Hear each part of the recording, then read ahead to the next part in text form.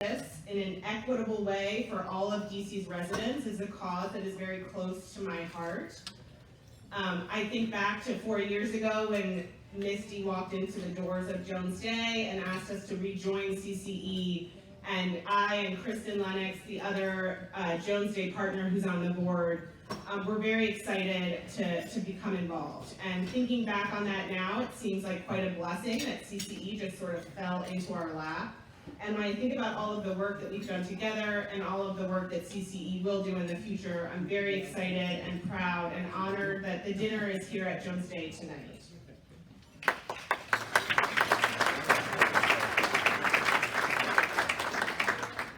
So I'll be quick. And I want to introduce you to Marianela Peralta. She is the chair of CCE's board of directors, the general counsel at Aerotech. Welcome, Marianela. Come on up.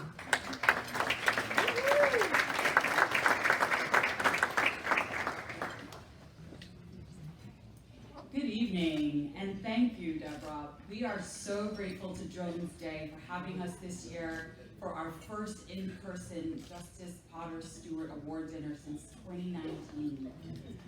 This is a beautiful space.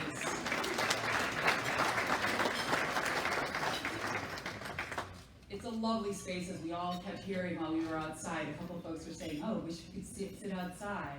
And it's a perfect evening for such a wonderful celebration. I am Marianela Peralta. I'm the proud chair of CCE's board of directors and your host for this evening. I was honored to become chair last June, joining a long line of phenomenal leaders who share my dedication to ensuring justice in and for the people who are impacted by the legal system.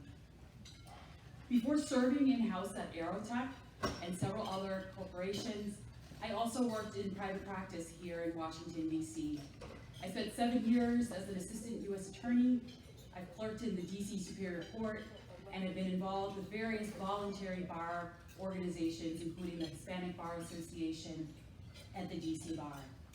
All of these experiences helped shape my understanding of D.C.'s unique legal system and how critical it is to have an organization like CCE focused on the various levers of justice, recommending sensible policy reforms, and educating the community about how these complex systems work.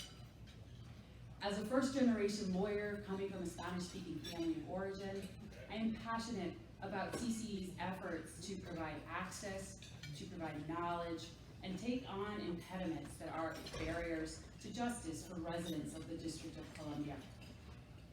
For all of these reasons, I'm very proud to be part of CCE's leadership, and I am particularly delighted to serve as your MC for this evening's awards presentation. Tonight, we are privileged to recognize some truly deserving honorees with the 25th Annual Justice Potter Stewart Award. This award, named to honor the memory and public service of the late Associate Justice of the Supreme Court of the United States, was established in 1997 by the Council for Court Excellence. It recognizes individuals and organizations whose work on behalf of the administration of justice has made a significant contribution to the law, the legal system, or the courts in our nation's capital. And tonight, 3 organizations and 1 individual joins the illustrious list of prior award recipients from the last 25 years. On a year of special anniversaries, this award's 25th and CCE's 40th, it's fitting that the awardees are here because of their collective decades of work to improve justice in our community. You'll hear more later, but the Jerry M. versus the District of Columbia litigation lasted 35 years.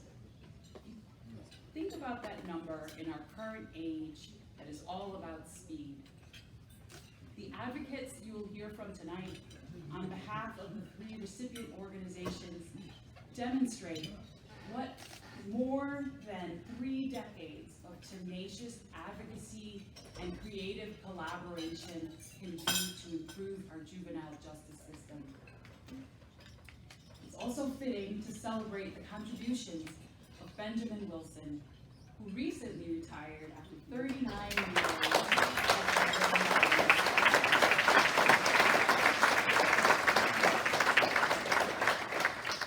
And although we know he's retiring, he's most certainly not stopping all of the other ways in which he continues to serve this community. You'll hear more about these amazing honorees after your dinner, but needless to say, it's a wonderful night to celebrate all of these anniversaries and decades of service.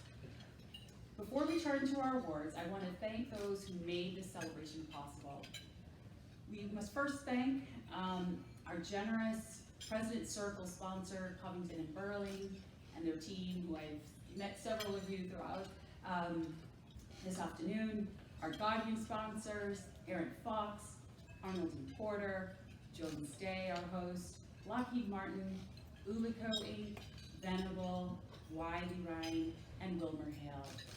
And of course, to each of the justice leaders, the benefactors, our patrons, our advocate sponsors, all of whom are listed in your programs and on the screen behind you. Your contributions to this dinner make CCE's work possible. You'll hear more about that work in a little while, but for now, please join me in thanking these generous supporters.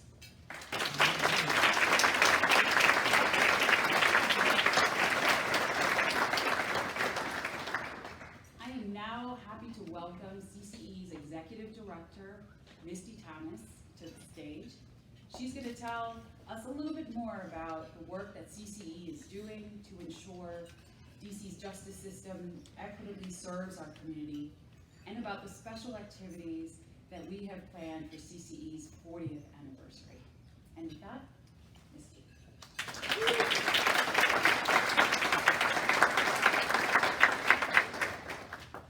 Hi everyone, thank you so much for being here.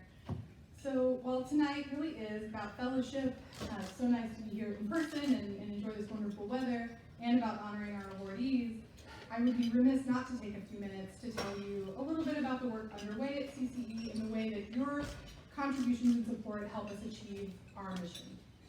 But I also feel like now is the right moment to just pause for a second and acknowledge the sort of collective grief and anger that we probably all are reeling from right now with another massacre of our children, and the tragedies that have even happened in our own backyard, deaths in our community, at the jail this week, and an unhoused person in our community, and unfortunately to say many others that I can't name in the moment. So if you'll join me for just a moment to just think and honor that.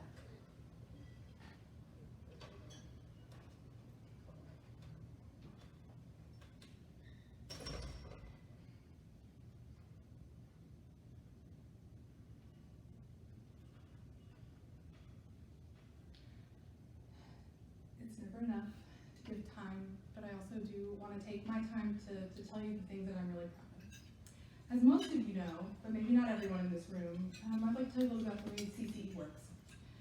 We work in 3 substantive areas: criminal law, youth justice, and civil justice. We use 4 strategies to achieve our mission. We serve as a convener, so we bring together diverse stakeholders to try to find common ground. We serve as an advocate.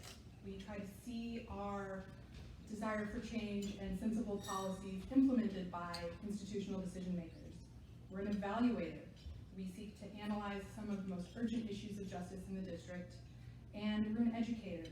We try to create resources or provide learning opportunities to make people be able to be empowered self-advocates or learn about something complex that they otherwise might find esoteric in the law. So a few recent examples, things I'm particularly proud of this year. We just recently published a report in our role as evaluator, and that is strengthening probate in the District of Colombia. Chair of that effort, David Cox, is in the room. We are proud that its recommendations, if enacted, will increase access to pro bono representation,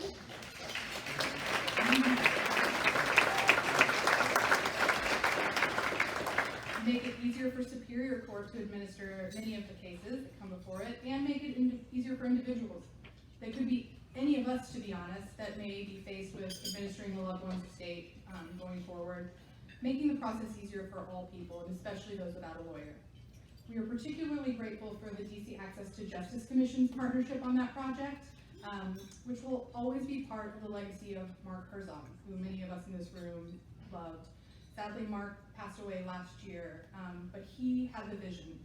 He saw that far too many people in the district were navigating probate without a lawyer, and who ran the risk of losing that often limited intergenerational wealth that could pass between families without support, especially between Black and brown families in our community. And so I hope you'll join me in reading that report that was Mark's idea, and join us in advocating for the reforms to actually make the state administration easier in this community. We also have a new research project underway as evaluators. Just last month, we began a new audit evaluation of DC services for children that are both in the abuse and neglect system, but also in our juvenile justice system. Think about being involved in both of those. So these kids that are sometimes called crossover youth are some of our most vulnerable children, and we are looking at a critical examination of how DC agencies are coordinating between themselves, their programs, their services for those children. How can we best support those kids? How can we achieve the best outcomes? And how can we make our communities safer in doing so? As an advocate, that's one of those other hats we wear. We've had a big year. We have helped make the new clemency board have best regulations that match our recommendations, and they're now going to be taking cases for the first time, a local clemency board to provide recommendations to the president. We also had some huge budgetary wins this year. We advocated successfully to expand funding for school-based mental health services. We are help support the Office of Administrative Hearings to get resources to actually post all of their decisions and filings online, serving the community, and have more resources for pro se parties. We're really proud of that. And I'd say I'm particularly proud, for those of you who've been here before, heard us talk in recent years about the District Task Force on Jails and Justice. Our effort to coordinate some of the leading thinkers and impacted people on issues of incarceration and community safety to say, let's reimagine what jails look like in the District of Columbia and how and why we incarcerate. And we were successful after years, actually I guess we're approaching 3 years now, of facilitating that work, that the district made a $250 million commitment in the capital budget to actually create a reimagined facility. Something that's totally different from the way we've done it before, that will be safe and humane, and we can get rid of the DC jail. So I'm incredibly proud of that.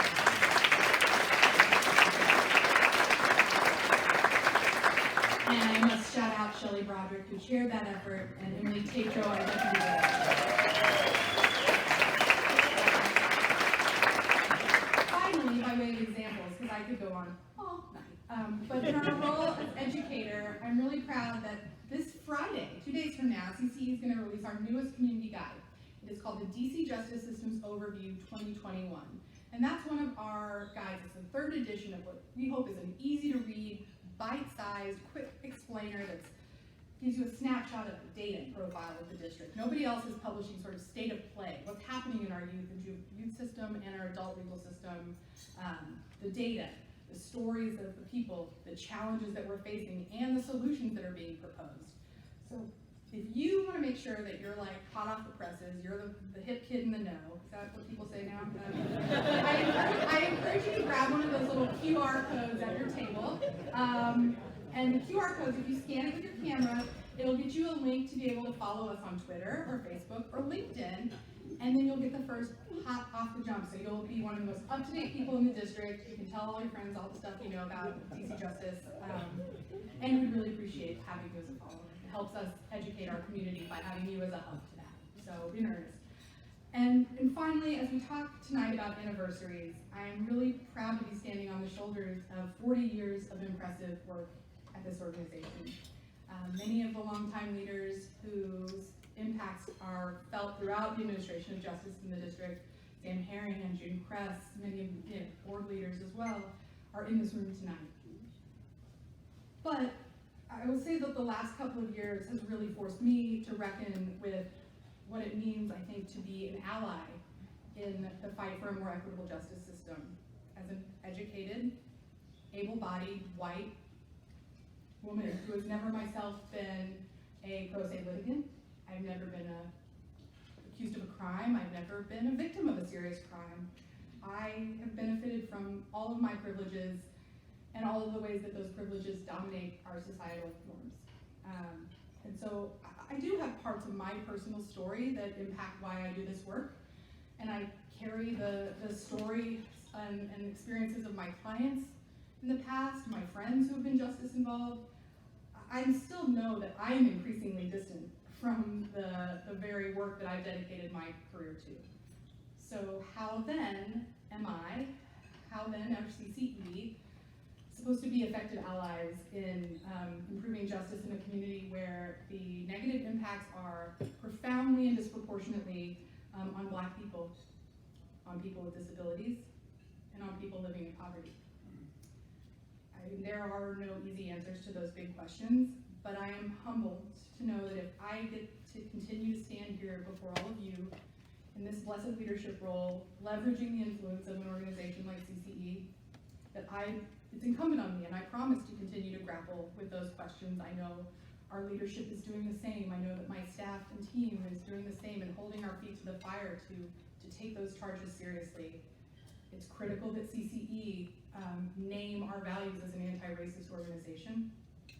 It is critical that CCE be in a learning mindset. We can be open to trying new approaches to our work that only build on that 40 years of this incredible model that we already have, right? We have a unique approach, and we can only make it better. So much of what I just talked about is reflected in our new strategic plan that many folks in this room were part of shaping, staff and board alike. And it calls on us for the first time to use a race equity lens in both our governance and organizational work and our programmatic selection and implementation. So I'm proud to stand with my board of directors and my staff who came together to shape this vision for our next 40 years.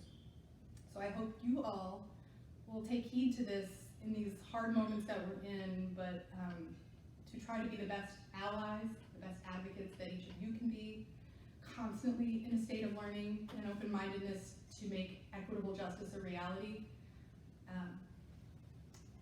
That's my hope for tonight and for the nights going forward. And I'll end, as always, a little jarring, but I'm now going to talk a little logistics, but that's where my heart is tonight. But on a programming note, two things. Put out your little dinner card that's in the back of your name tag. The other night, so wait stuff if they haven't gotten you.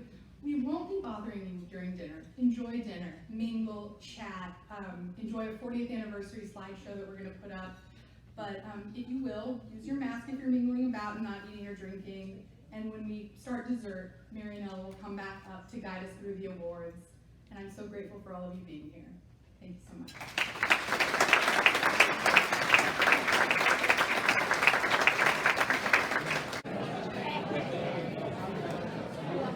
So hello again. For any of you who weren't here at the start of the dinner, once again, I am Marianella Peralta, and it is my privilege to serve as chair of the Council for Court Excellence, and as many of you know, I'm your MC for tonight.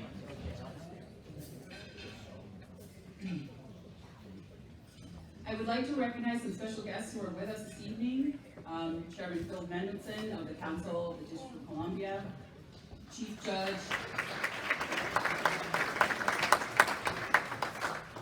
Judge Anna Blackburn-Rigsby of the DC Court of Appeals,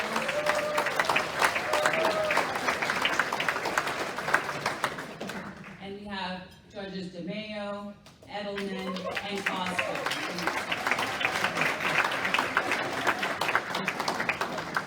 Thank you all for coming.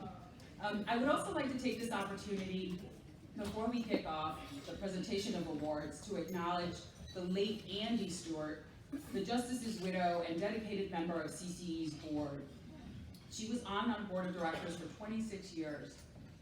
Mrs. Stewart engaged in many of our key initiatives, including foster care reform and community education. She generously gave permission to create the Justice Potter Stewart Award to recognize individuals who have made sustained contribution to improving the justice system in the District of Colombia. As it is the 25th anniversary of this award, it is fitting that many of its distinguished recipients are with us tonight. These individuals and organizations truly inspire us, and I'd like to recognize a number of them. Jim Sandman, former leader of the Legal Services Corporation.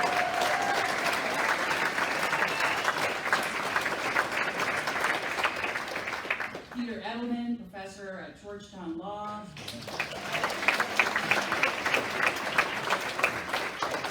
Sam Harahan, founding executive director of CCA. Shelley Broderick, Dean Emerita of Stewart. Representatives from the law firms of Aiken Gump and Wiley Ryan. Representatives from Geico, Lockheed Martin, and legal counsel for the elderly. And last but not least, Patrick McGlone, CCE's current board president.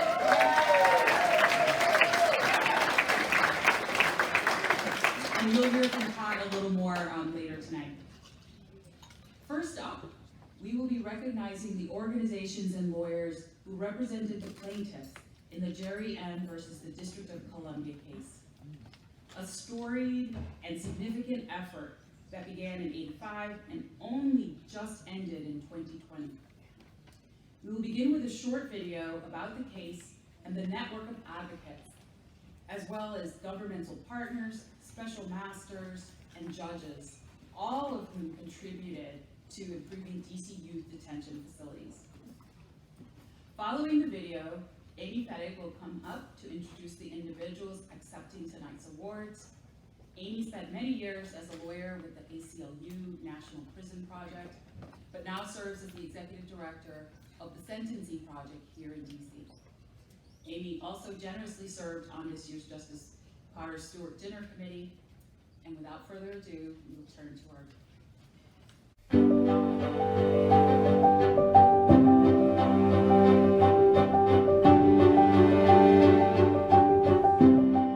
We began the Jerry M. case because we were very concerned about what was happening with children out at the district's detention facilities, Cedar Knoll and Oak Hill. We practice there. We represent children who were detained there or committed to the custody of the city. We saw many things that concerned us. Briefly speaking, the Jerry M. case was about how the District of Columbia 30 years ago and up until the present time, until the case closed just a few years ago, went about detaining and rehabilitating young people in the juvenile justice system. The case was filed in 1985.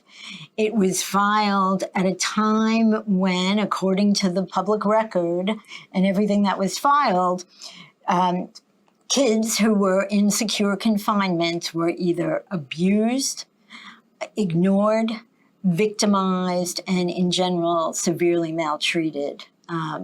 It was filed at a time where the institutions that were maintained by the district were dilapidated, very, very poor physical plants. It was a perfect storm of really horrific conditions.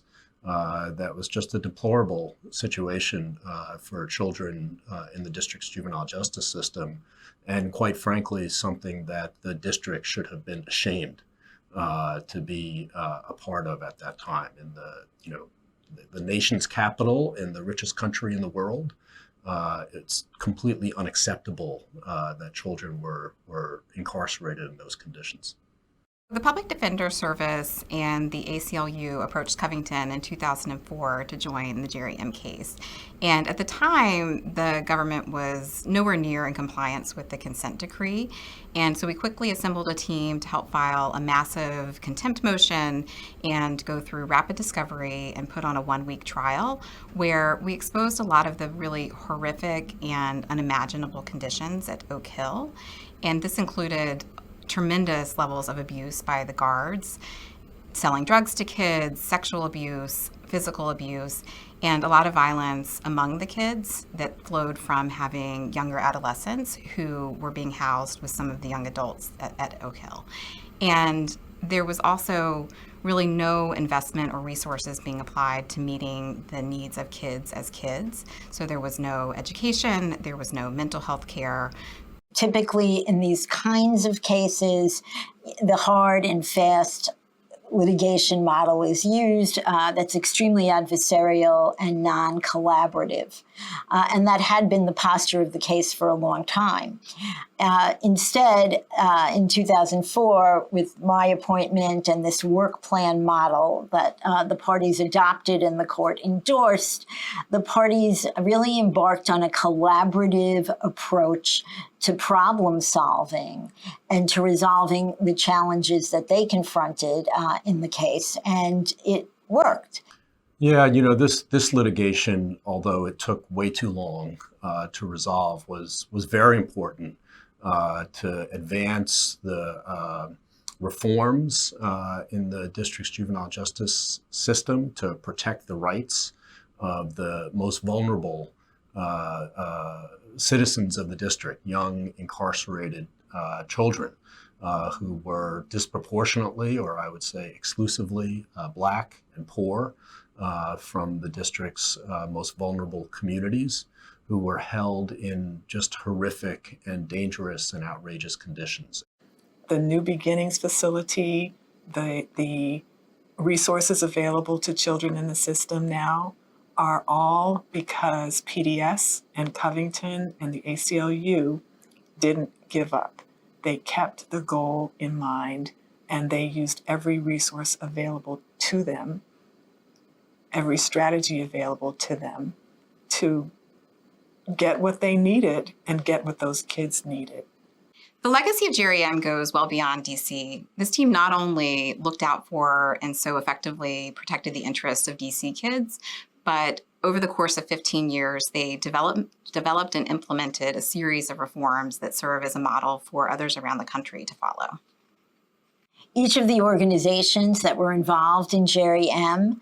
brought tremendous depth of experience in the subject matter and in different facets of the subject matter. So the ACLU Prison Project, long-standing involvement related to conditions of confinement in secure facilities. The Public Defender's Service represented class members every day and continues to, and the courts in the District of Colombia, and really knew the class itself. And Covington and Burling, and particularly lead counsel, had enormous experience in institutional reform litigation and the resources that were needed in a case like this. What can I say about Elizabeth Alexander? She's my hero. She has devoted her entire life to fighting for incarcerated people. And all of us who do this work stand on her shoulders. Elizabeth is one of the most outstanding lawyers I've ever known. Her knowledge is encyclopedic, her judgment, her litigation skills. She is superlative in every respect, and I have learned so much from her.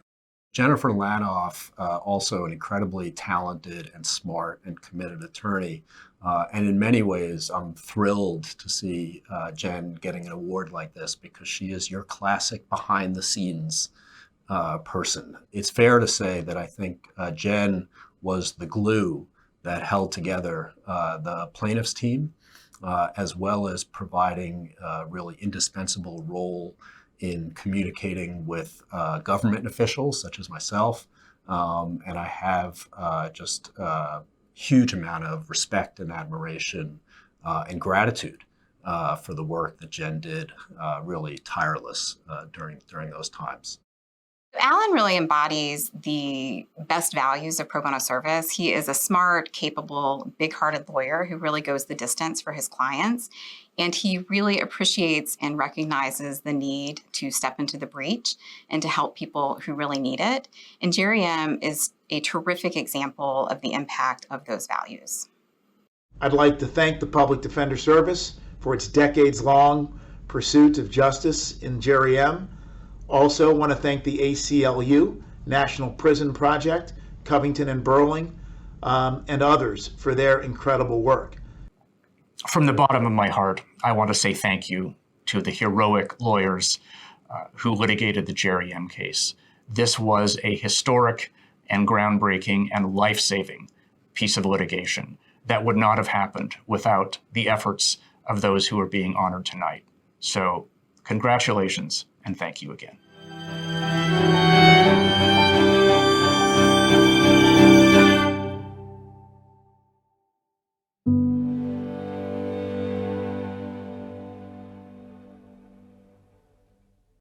not have happened without the efforts of those who are being honored tonight. So congratulations and thank you.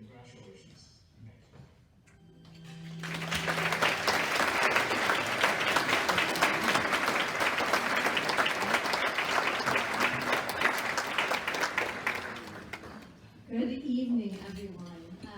My name is Amy Fennick, and I am the Executive Director of the Sentencing Project here in Washington, D.C. But tonight, I am here as one of the original fangirls of the Jerry M. litigation team. And as you can tell from the video you just watched, there are a lot of fans for this team, and for good reason.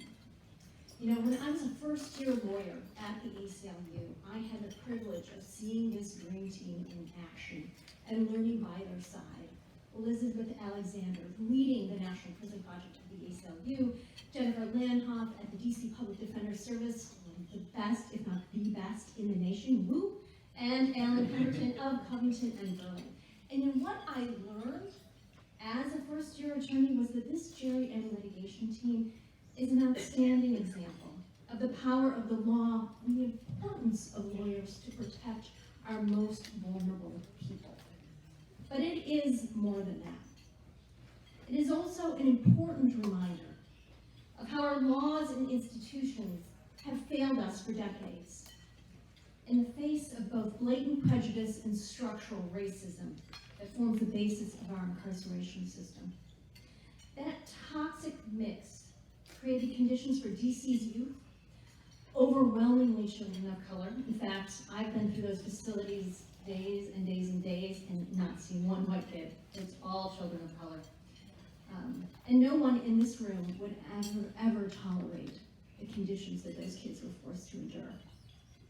Filthy, degrading, abusive institutions that almost never rehabilitated and most certainly traumatized generations of adults of color in this city who are now sitting in jail and prison, to our continued shame.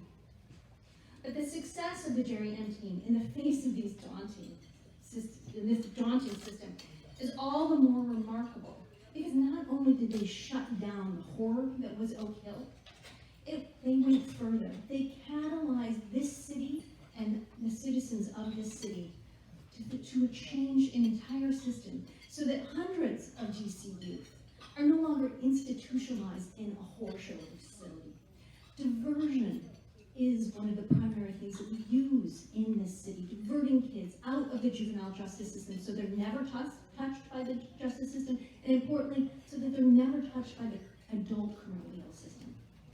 And the institution that replaced Oak Hill, it's now called New Beginnings, and it is a national model for how you intervene to effectively treat children who are in crisis. But as we all know, this type of transformation does not come easily.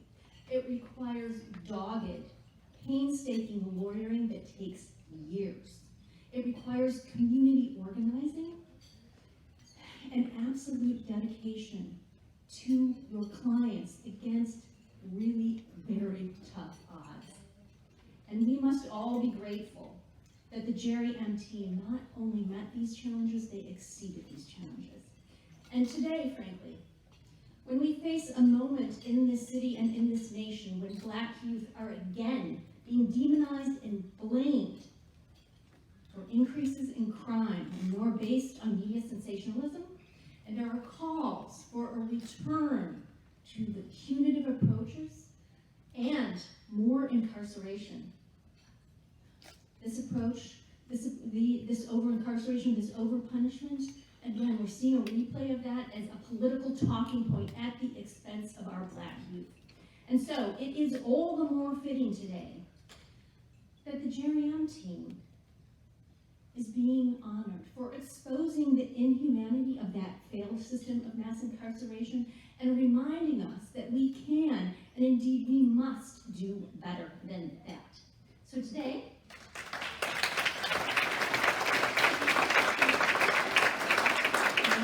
thank you. Today we are better people and we are a better profession for the service of the Jerry M team.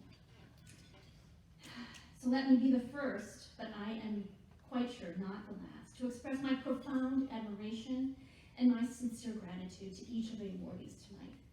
You have made such a difference. You are a credit to the legal profession, and we need credits to this profession, this profession that can do such good in the world and can also do such not so good. We won't say exactly what. But you are a credit to this legal profession, and you are an inspiration for the next generation that will have to be prepared to fight again and again and again to make the dream of this nation be equal and just for all of us, and to finally end this horrible era of mass incarceration. Let's do better. So, for all these reasons, it is an incredible honor to present the Jerry M team the 25th Annual Justice Potter Stewart Award. I want to now welcome all of the awardees to the stage to accept your award, and also to take a few pics, because we know we have to get that on Instagram, Misty. And then we hope that you will each say a few words to the audience about your experience as part of the Jerry M team. Thank you so much.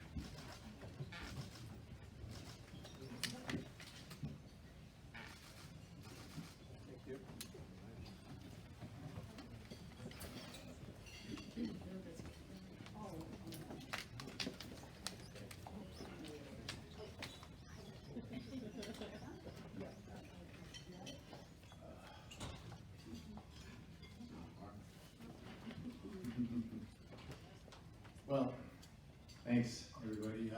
When I heard that the Council for Court Excellence had decided to honor our efforts in the Jerry M case, I thought, unusual. After all, this may be the longest running case in the history of the Supreme Court, stretching a Dickensian 3.5 decades all the way back to 1985. Not exactly swift justice. But I have come to reconcile myself to the wisdom and perception of the council, and I'm most grateful for this recognition for our team. In my 3 minutes of fame, I'll tell you why I think the Jerry M case was successful. First, back in 2004, although we had enough proof of the district's mismanagement to put its juvenile delinquency system into court receivership, we opted instead for a deal that we called the work plan. This brought the district's officials into the planning process. We asked them what a decent system would look like, and then how we should measure performance, and we negotiated from there. So the solution was not externally imposed by court fiat and was not enforced by contempt actions, although the court did hold the district accountable for complying with its plans. This took years of sometimes halting progress and even regression, but the district immediately committed to serious reform from the moment in 2005 when they hired Vinnie Schiraldi, a brash and nationally known reformer and gadfly, as the nation's new director, as the new agency's new director. So next, our deal, as you saw, required the appointment of a court officer that we titled the special arbiter, and that was Grace Lopes, who was already a known and trusted compliance master in other class actions. And she was indispensable, as she chaired the actual negotiation of the terms of the work plan, which itself took many months, and then in the following years, reported to the court and the parties about the district's compliance or non-compliance and many subsidiary negotiations. Without her energy, dedication, and integrity, we would not be here. And we were lucky that other good people filled key positions. Judge Dixon, the third Superior Court judge on the case, oversaw the work plan phase. He was persistent, willing to get into the compliance weeds when necessary, and impatient with excuses. And during the final years of the case, we were able to work well with the district's lawyer, Chad Copeland. Chad, under the progressive leadership of Attorney General Racine, chose constructive engagement over the sometimes more obstructive tactics of earlier attorneys general.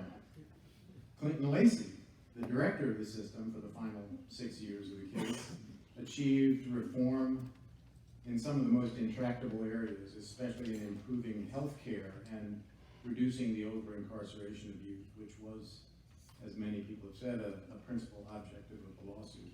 So with all that, and our own abilities as negotiators and boring compliance lawyers, the district was able to take a cruel and dangerous juvenile system and turn it into a system of which the city can be justly proud.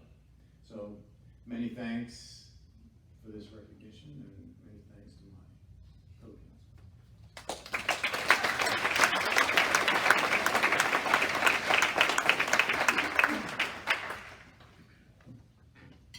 Thank you so much to the Council for Excellence.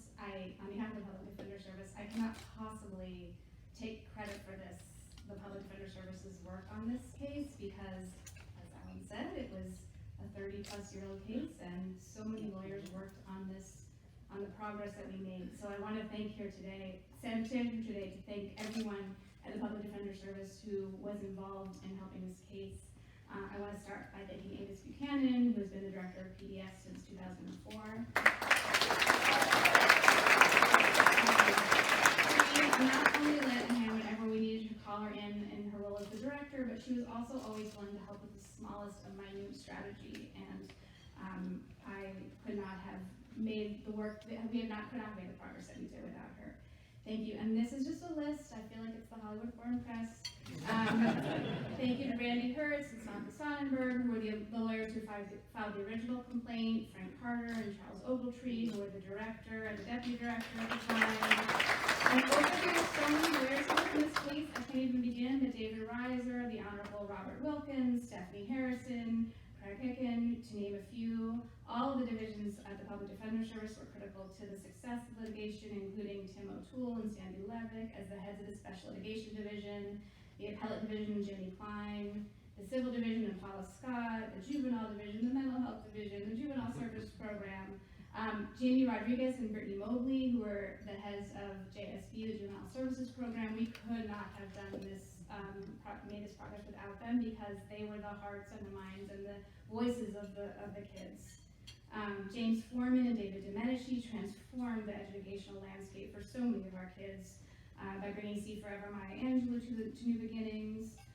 Thanks to Craig Hicken, who took the mantle after I left in 2018. He was able to bring this case to a close, which is something I was never able to do, so I'm grateful to him. I want to thank Virginia Chrisman and Michael Lewis, the original monitors in the case, and of course Grace Lopes and her team of Mark Jordan and Mia Karras.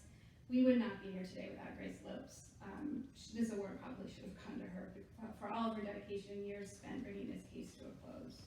We also have to thank Denise Giraldi and Mark Schindler, who were at the helm of DURS during the critical moments of litigation and did more to propel this case forward than any other administration. Thank you to Elizabeth Alexander, who was the longest running attorney to work on this case and such an inspiring advocate on behalf of our clients. And to Alan Pemberton and Peter Nichols, we can't forget him, who agreed to come help us when we filed our motion for receivership and stayed on as lead counsel for so many years. And finally, thank you to the clients who gave us their confidence and who we fought for so many years.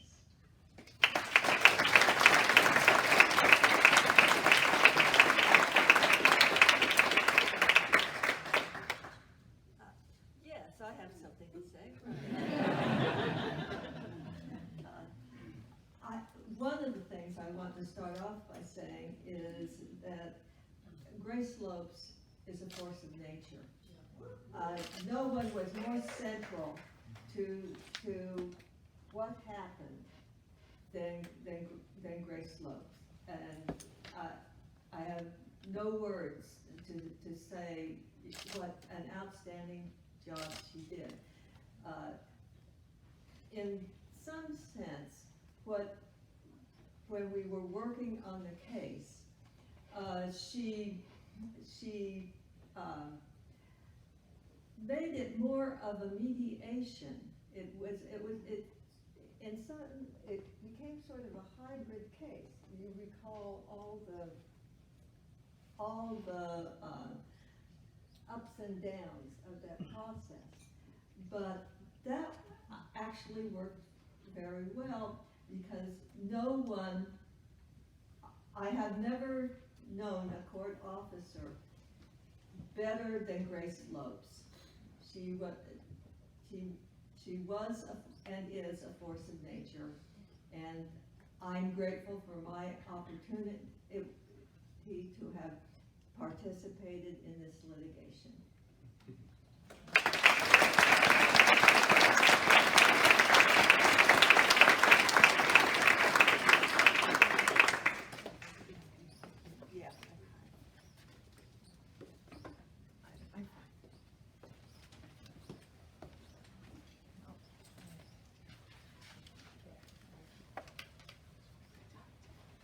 Good evening, everybody.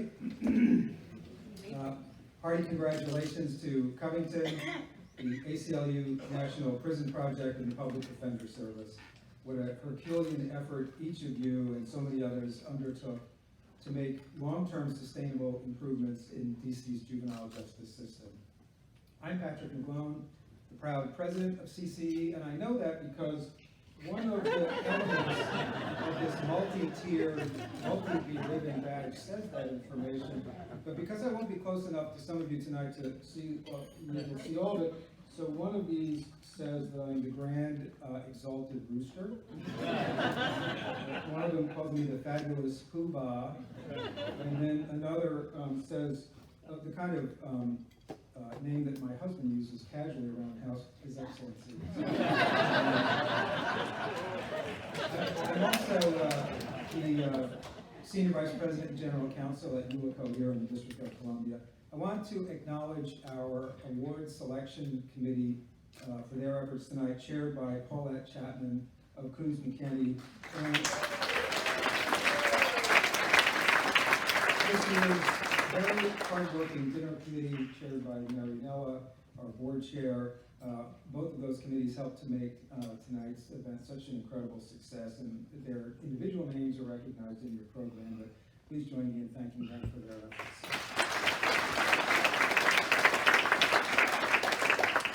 I agree with Misty that anniversaries are a time where you often wax nostalgic, and it's amazing to me that we're celebrating now CCE's 40th year.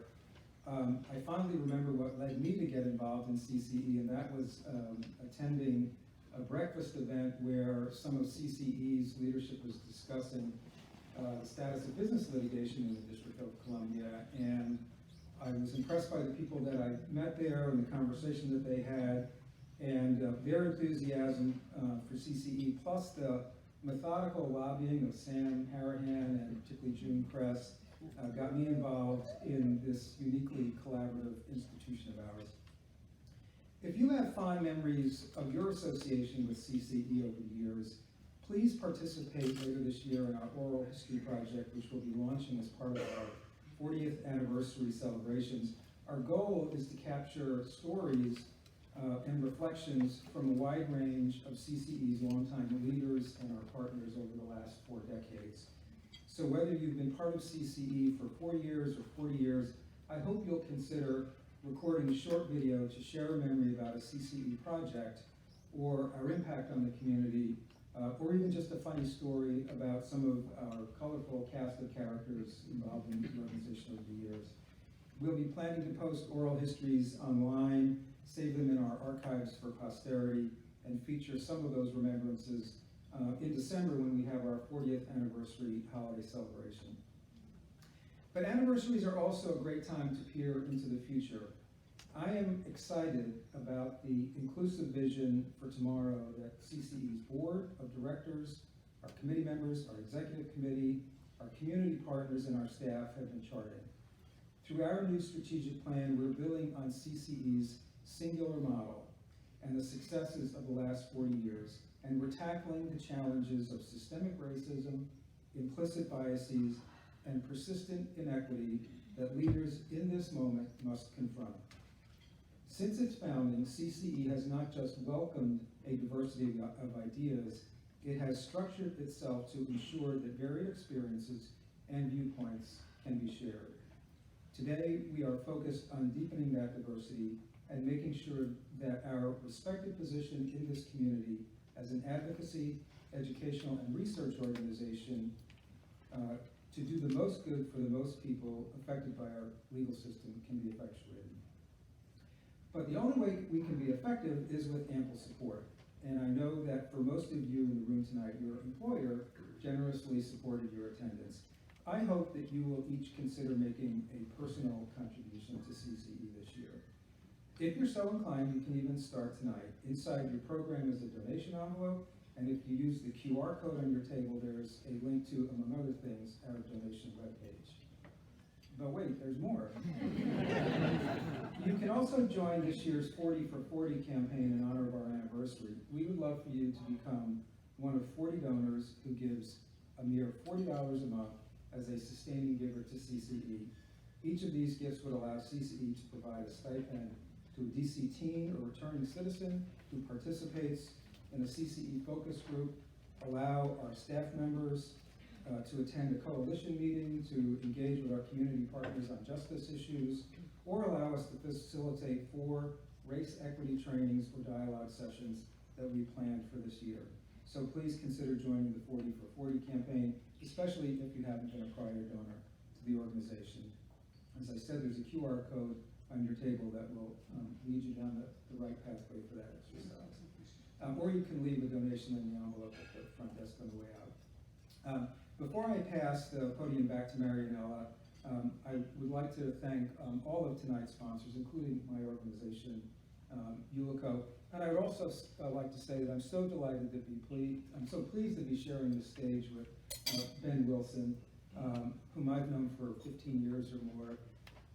Ben is not only one of the smartest lawyers, if not the smartest lawyer in town. There's perhaps no other lawyer who's done as much for the cause of diversity in our profession as Ben Wilson. But Ben is also an extremely decent human being and perhaps unconventional for Washington. He's a very humble man as well. So I congratulate him.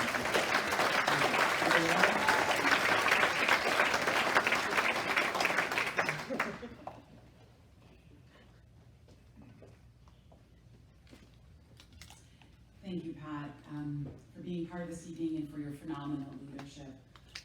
I can't wait to watch your oral history video, and I echo your call for everyone in this room to please support CCE as generously as you are able. I'm now pleased to begin the final portion of our evening, during which we will recognize the achievements and contributions to justice in DC by the incomparable Ben Wilson. I began to know Ben when I returned to private practice after having served at the U.S. Attorney's Office and gone from one firm to another. What struck me the most about him was his spirit of generosity for a newly minted partner at a law firm. That generosity manifested itself for me, and over time I could see how it was almost a fountain that just kept on giving. It was for myself, for many other attorneys, particularly for women of color who are in-house. Often I would go to the Corporate Council Women of Color Conference, which, you would have 600 women attorneys, and then there would be Ben. So we always knew where to find him because he had a bevy of fans around him. But it helped to shape me and helped to shape many others in our profession. And his willingness to engage in the entire spectrum of the legal community to share his information and his ability to bring highly motivated, accomplished, competitive lawyers together in what ultimately became the Diverse Partners Network is astounding. After a short tribute video that CCE has put together for Ben, I will ask the Honorable Marie Johns to come to the stage and introduce Ben. Marie is the CEO of PPC Lethbridge, a management consulting firm. And before that, Marie was the president and CEO of Verizon Washington and the deputy administrator of the U.S. Small Business Administration, among other many wonderful leadership roles. The role for which I'm most proud to share with Marie is that she is a former chair of CCE's board. So with that, we will begin our tribute to Ben.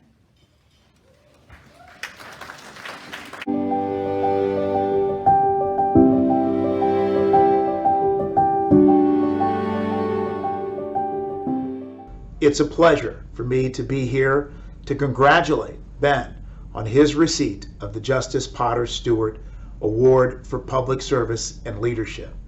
I can think of no other lawyer in the District of Columbia who better deserves this recognition. Ben's career at Beveridge Diamond started in 1986. Beveridge Diamond is a firm that's devoted to environmental litigation, counseling, and transactional work, with now, and with Ben's influence, a heavy focus on environmental justice issues, which are so important in the environmental arena. Well, Ben's practice at Beveridge Diamond focused on contaminated properties and contaminated water. It had a very strong influence on our municipal practice, representing cities across the country, and in the district in particular, he represented the DC Water Authority and the DC Housing Authority. Eventually, he became the managing principal and then the chairman, which is a position he had at the time he retired at the end of last year. As a lawyer in DC, I always knew of Ben Wilson. It's hard not to know of Ben, but I didn't really get to meet him and get to know him and work with him until I was appointed to the Judicial Nomination Commission. Ben also is deeply involved in the public interest, as his leadership on the Judicial Nomination Commission for the District of Columbia makes clear, where he and his colleagues are responsible for putting up for consideration of the White House our best candidates for Superior Court and the DC Court of Appeals. On the JNC, obviously, we have the privilege of interviewing and speaking with incredibly accomplished, talented people. I don't know exactly how he does it, but he always finds a way, even in a short conversation, that's all we have sometimes, to sort of push past those things and tap into something about the person that we wouldn't have otherwise known, that really helps us see who they are and something unique about them that they will bring to the bench that will potentially make them a better judge. One of Ben's great qualities is that he has that vision to create something out of nothing. And an example of that would be the Diverse Partners Network and African American General Counsel networks, both of which promote networking and professional opportunity for traditionally unrepresented attorneys in our profession. And this is going to have a lasting impact for many generations to come. It's already affected the careers of thousands of people. So Ben saw a need to be able to create a directory, create opportunities for in-house counsel to be able to make those connections. And as a result, the Diverse Partners Network was formed. And it's continued to grow and be an essential resource for the corporate counsel community. One lawyer has stood out in regards to their willingness to give advice and provide support to Black and brown lawyers in the District of Columbia, and that's Ben Wilson. Indeed, that's how I met Ben. When I was a young whippersnapper lawyer, Ben gave me great advice, and at that point we became friends and have remained so ever since. Well, it's kind of funny. One of the things about Ben is how he's connected to so many people.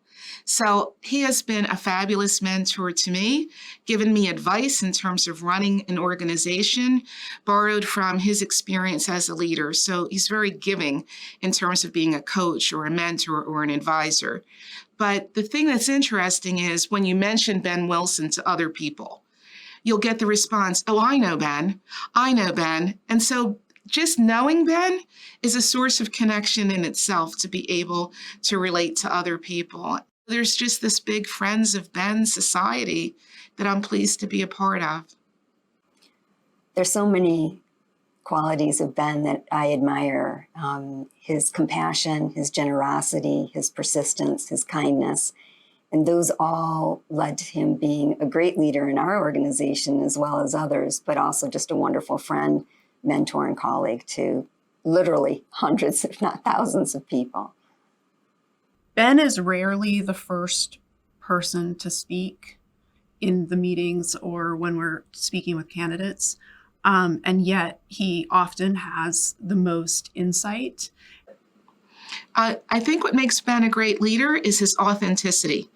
So he really has forged his own approach, and it comes from a very caring and thoughtful place. So Ben, his empathy just shines, his ability to connect people, to care about people, to remember things about you. And so you sort of gravitate to him, and he's just magnetic. Anyone who has had a relationship with Ben knows that he enhances your life every day. He has such a generosity of spirit and collaboration. People will be learning about Ben and learning about his contributions and hearing individual stories from people who Ben touched and helped and supported for years to come.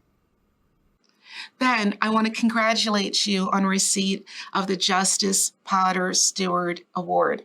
I have to say that you're a fantastic leader. You've been an amazing mentor, and I'm really pleased to be able to join in recognizing all that you've contributed to the local DC community.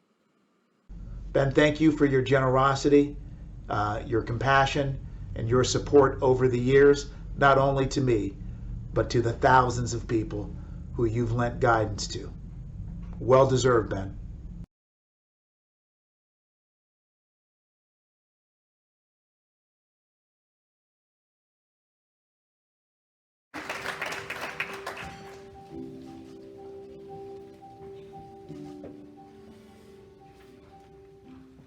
It's a pleasure for me to be here to congratulate Ben on his receipt of Justice Potter Stewart Award for Public Service and Leadership.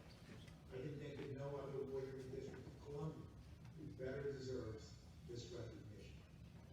Ben's career at Beveridge Diamond started in 1986. Beveridge Diamond is a firm that's devoted to environmental litigation, counseling, and transactional work, with now, with Ben's influence, a heavy focus on environmental justice issues, which are so important in the environmental arena. Well, Ben's practice at Beveridge Diamond focused on contaminated properties and contaminated water. They had a very strong influence on our municipal practice, representing cities across the country and in the district. In particular, he represented the DC Water Authority and the DC Housing Authority. Eventually, he became the managing principal and then the chairman, which is the position he had at the time he retired at the end of last year. As a lawyer in DC, I always knew of Ben Wilson. It's hard not to know of Ben, but I didn't really get to meet him or get to know him until I was appointed to the Judicial Nomination Commission. Ben also is deeply involved in the public interest, as his leadership on the Judicial Nomination Commission for the District of Columbia makes clear, where he and his colleagues are responsible for putting up for consideration the White House our best candidates for Superior Court and the DC Court of Appeals.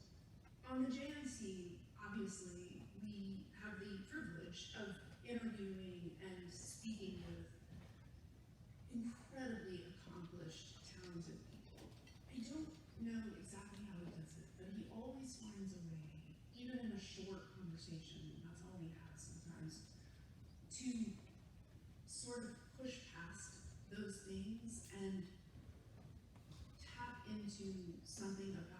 person that we wouldn't have otherwise known, that really helps us see who they are and something unique about them that they will bring to the bench that will potentially make them a better judge. One of Ben's great qualities is that he has that vision to create something out of nothing. And an example of that would be the Diverse Partners Network and African American General Counsel networks, both of which promote networking and professional opportunity for traditionally unrepresented attorneys in our profession. And this is going to have a lasting impact for many generations to come. It's already affected the careers of thousands of people. So Ben saw a need to be able to create a directory, create opportunities for in-house counsel to be able to make those connections. And as a result, the Diverse Partners Network was formed. And it's continued to grow and be an essential resource for the corporate counsel community. One lawyer that stood out in regards to their willingness to give advice and provide support to Black and brown lawyers in the District of Columbia. And that's Ben Wilson. Indeed, that's how I met him. I was a young whippersnapper lawyer and gave me great advice. At that point, we became friends and remained so ever since. Well, it's kind of funny, one of the things about Ben is how he's connected to so many people. So he has been a fabulous mentor to me, giving me advice in terms of running an organization, borrowed from his experience as a leader. So he's very giving in terms of being a coach or a mentor or an advisor.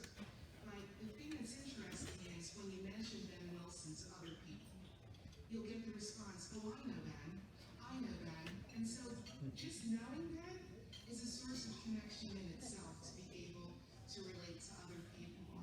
There's just this big Friends of Ben society that I'm pleased to be a part of. There's so many qualities of Ben that I admire. His compassion, his generosity, his persistence, his kindness.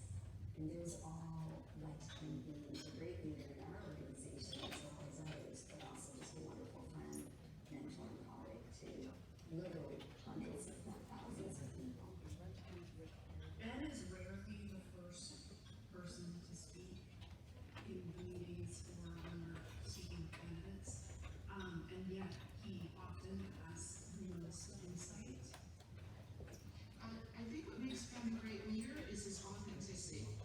So he really has forged his own approach, and it comes from a very caring and thoughtful place. So Ben, his empathy just shines in his ability to connect people, to care about people, to remember things about you. And so you sort of gravitate to him, and he's just magnetic. Anyone who has had a relationship with Ben knows that he enhances your life every day. He has such a generosity of spirit and collaboration. People will be learning about him and learning about his contributions and hearing individual stories from people who Ben touched and helped and supported for years ago. Ben, I want to congratulate you on receipt of the Justice Potter Stewart Award. I have to say that you're a fantastic leader, you've been an amazing mentor, and I'm really pleased to be able to join in recognizing all that you've contributed to the local DC community. And thank you for your generosity, your compassion, and your support over the years, not only to me, but to the thousands of people who you've guided. Well deserved.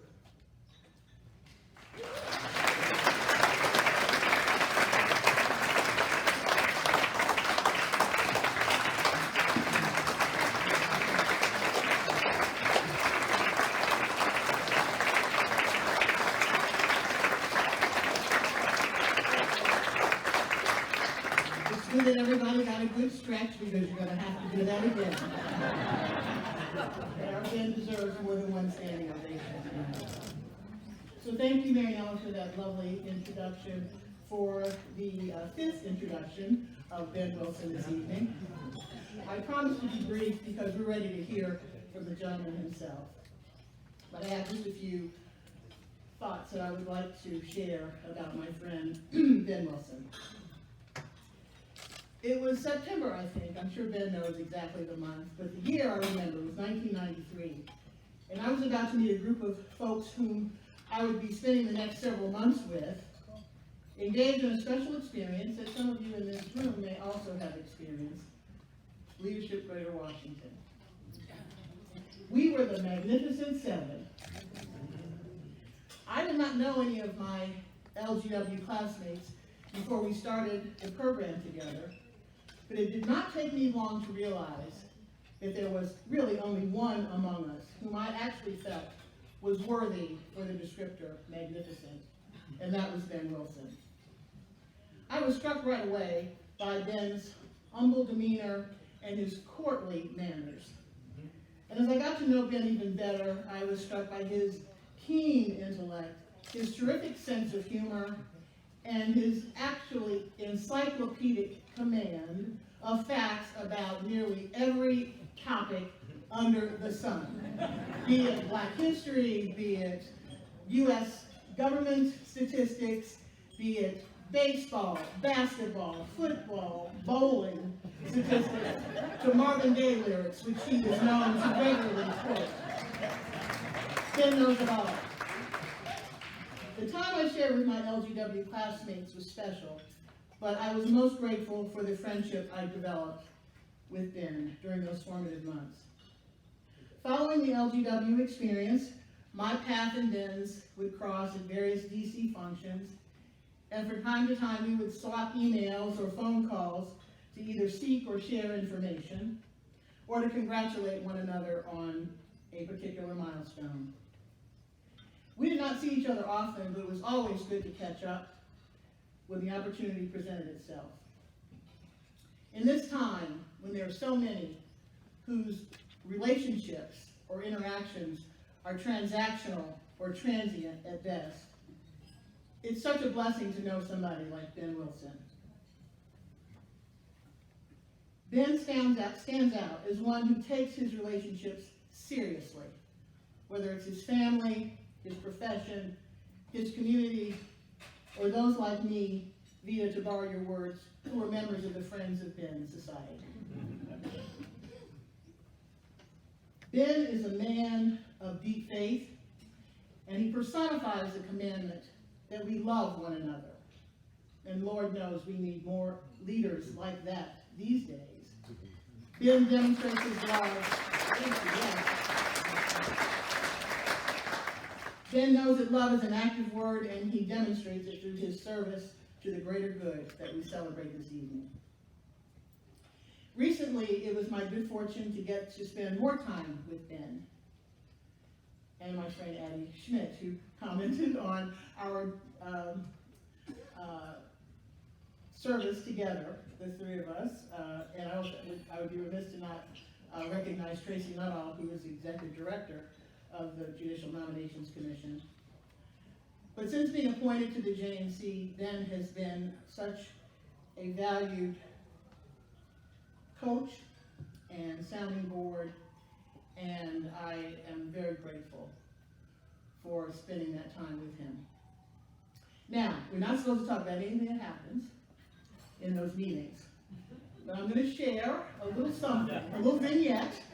I'm not going to change the names to protect the innocent, because I'm going to call out the name that was the focus of the vignette. So we were in a meeting, we were having a rather spirited conversation, and at some point, Ben referred to me in a maternal sense. And I have to say, I was taken aback a bit, because Ben and I are roughly same vintage. And so I thought, maybe I need to see about getting some work done. Maybe I need to go against my value system and put some dye in my, I don't know, but surely I need to do something. But as quickly as that thought came, that thought went away, because I realized Ben's comment for the compliment that it was. I never had the opportunity to meet Ben's mother, but I know without a doubt she had to have been an absolutely amazing person to have nurtured, and raised a man like Ben Wilson. So for tonight, Ben, I'm going to put aside my ego, and I'm going to embrace the opportunity to say, son, come on up here and take the award that you so richly deserve.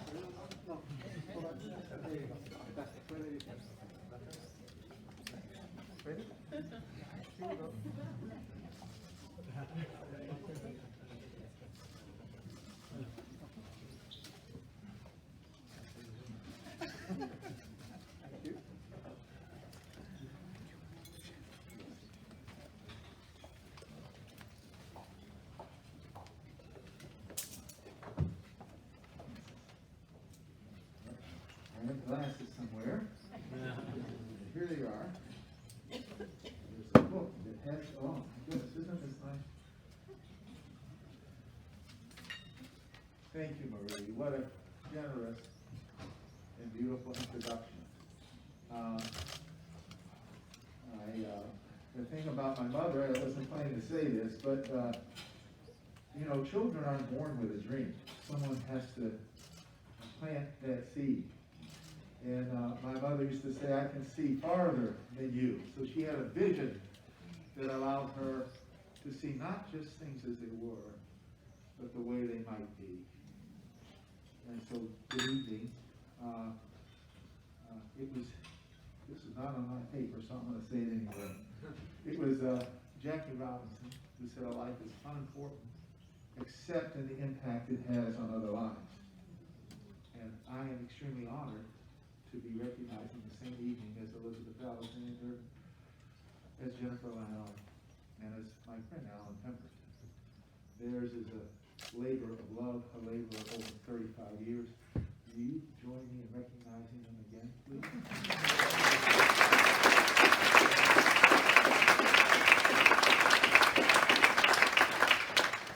And I hasten to thank Misty Thomas.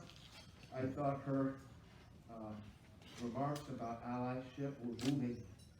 Sarah Macheski, the entire senior leadership team of the Council for Court Excellence, and the all too often unseen yet indispensable CCE staff for their contributions to the District of Columbia, the Council.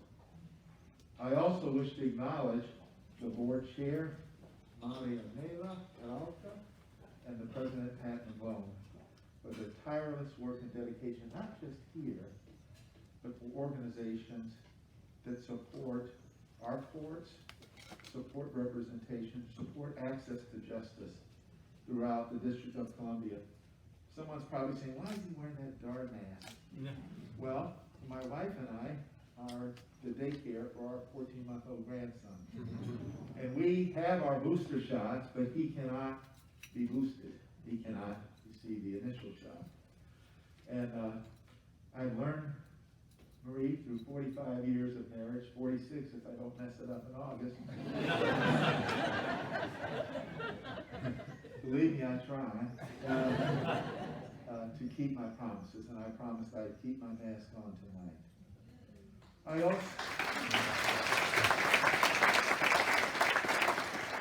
I also want to express my heartfelt appreciation to my law firm and my colleagues at Beveridge Diamond, some of whom are sitting here, and also my clients, some of whom are with us tonight, and the colleagues with whom I've had the privilege of serving with on both nonprofit and for-profit boards.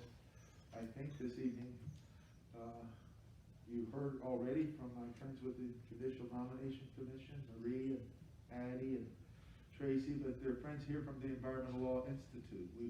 I'm going to ask them to wave. We bring the rule of law.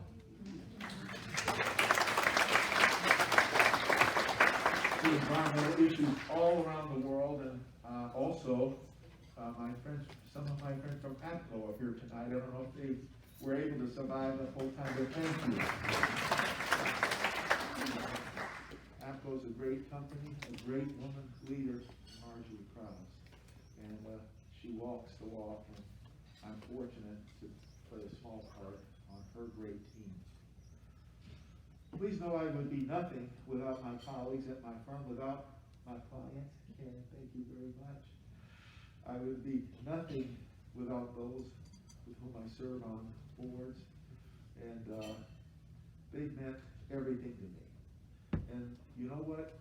They have in common, they each took a chance on me, when perhaps that was not the best judgment. And they provided their unstinting support throughout my career, and I'm in their debt. As a matter of personal privilege, I am impelled, as Thomas Jefferson would say, to thank the person who has sacrificed the most and meant everything to me, and that is my wife, Brenda.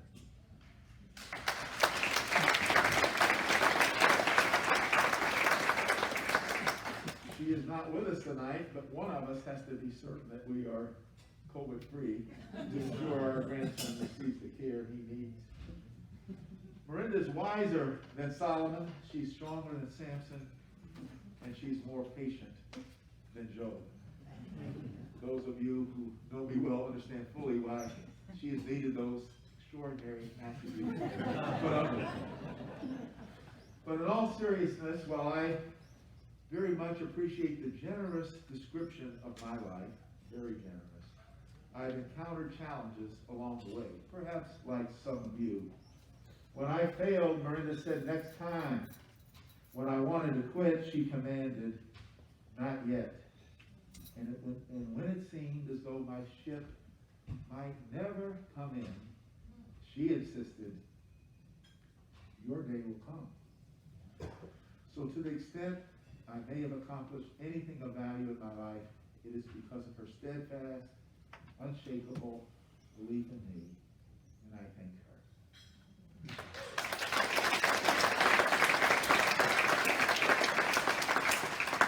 I also wish to thank our daughter, Rachel, our son-in-law, Cecil, and our grandson, Cameron. They brought great happiness to our lives. For 40 years now, the Council for Court Excellence has worked to ensure that the District of Columbia's court system is effective, efficient, and fair to everyone. The Council, working hand in hand with our incomparable chief judges, court clerks, and staff, have been essential in achieving this goal. In setting these lofty standards, the Council and the courts have adhered to a rationale enunciated by President Kennedy when explaining why the goal of landing on the moon was a worthy one. Does anyone remember that speech at Rice University? Texas. We choose to go to the moon and do the other things, not because they are easy, but because they are hard. Because the goal will serve to organize and measure the best of our energies and skills, because that challenge is one we are willing to accept, one we are unwilling to postpone, and one we intend to win. So working with others, I have sought to advance diversity, equity, and inclusion in the legal profession. We've also striven to assist our clients make the connection between DEI and the S in ESG, environment, social governance. That is, Robert Frost would remind us, when it comes to DEI, we have miles to go before we sleep. You see, I believe our profession must lead in the area of DEI, just as it has in civil rights, women's rights, and environmental protection. There can be no great change without the law. You all should stop and applaud me.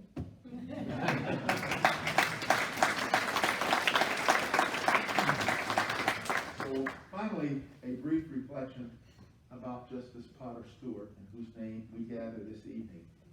We mentioned him, but we didn't talk much about him. I choose to observe Justice Stewart's willingness to reinvigorate the Civil Rights Act of 1866 in the case of Jones versus Alfred H. Mayer. Anybody remember the Civil Rights Act of 1866? Well, there was this little war that ended it. It was all about the right to contract and the freedom. And there the question presented was whether a homeowner can refuse to sell her or his home to an individual because that prospective purchaser is black.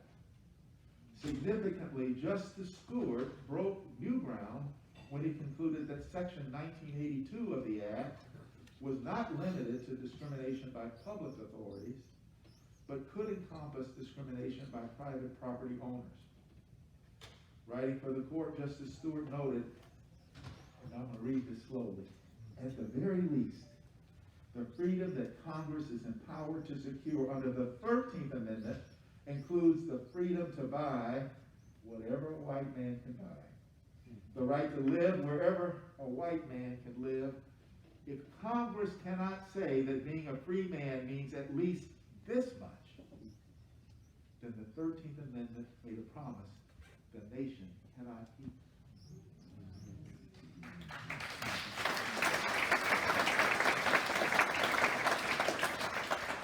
So thank goodness Justice Stewart saw the Civil Rights Act of 1866 as part of a promise our country made to the freedmen.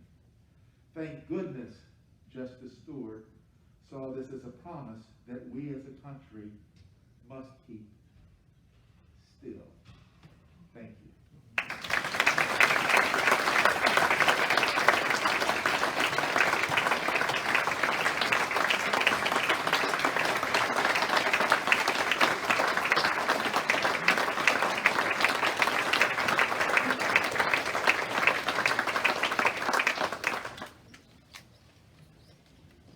Thank you, Ben.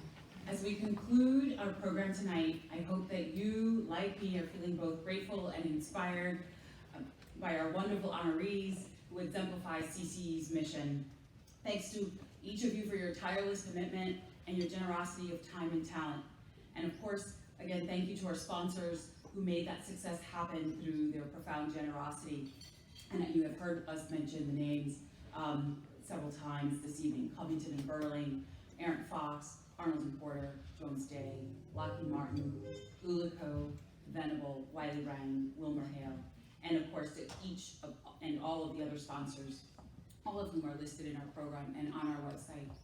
Before we say goodnight, let me express my deepest thanks to the CCE staff for a job well done tonight. The energy, the room looked beautiful. Our location was fantastic. I know for many of us here tonight, this may be one of the first events where we're dipping our toe out. So I'm really glad that you chose to come out and spend your time with us this evening.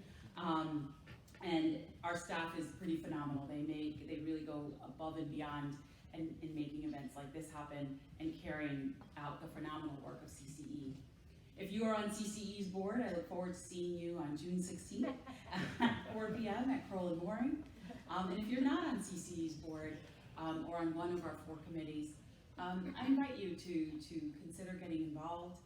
We cannot do this work and we cannot make our justice system more equitable and accessible without the efforts of a whole community. So again, you are welcome and there is a place for you here at CCE. And we hope that you will join hands with us as allies to those people whose lives are the most impacted on the issues that we work on for injustice, and join us as CCE as we strive every day to live up to the calling of our mission. Once again, thank you so much for coming out. Thank you for being here today. Happy anniversary to CCE. Have a good evening, and we hope to see you again soon.